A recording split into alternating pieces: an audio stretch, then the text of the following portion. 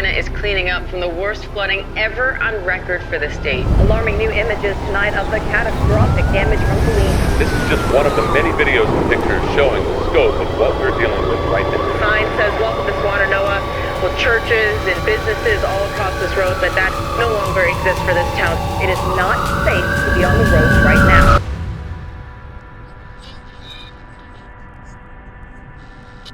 Started out with what you just described. The feeling of you going up to Yancey County to see your property and walk away. Yeah. I've got to get my shit together. Okay. Thank you. All right. I will never exploit you or any of that. Thank you. It's been so emotional, like every day. I think everyone's like on the verge of tears.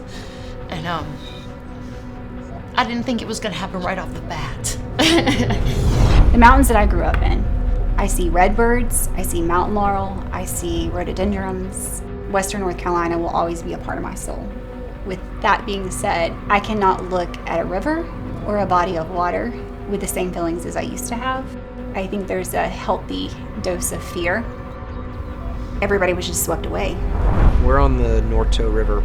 There was a bridge, a bunch of debris had piled up on it. It gave way, just in a wall of water. People say 45, 50 feet tall. It literally flipped the railroad tracks. Do you want to talk to anyone about what's about to happen and what you're about to see? Like, are you kind of prepared for that level of devastation? And you'd see an excavator next to a debris pile at the river bends. It really gave you a sense of how hard it would be to find people. There are so many people that are buried underneath the mud and the muck that they'll just never find. It really changed my view on our government and the lack of help to the people up in the mountains.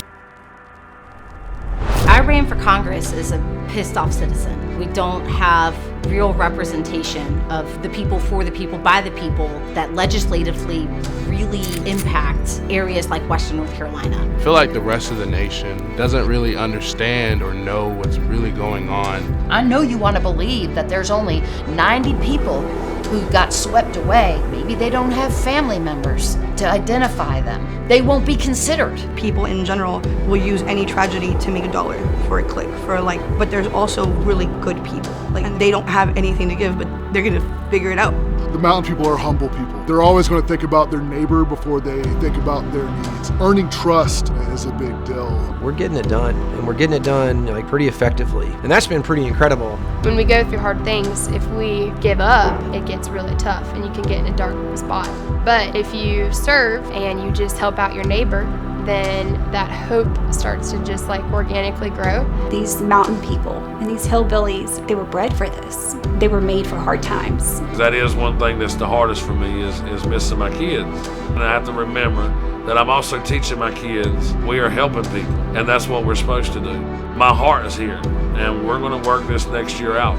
Helping people rebuild their lives, rebuild their homes. And helping people in need is my bread and butter. Our river needs help. Our people need help. The people of rural Appalachia, they're not going anywhere. We're going to rebuild, but we sure could use some help.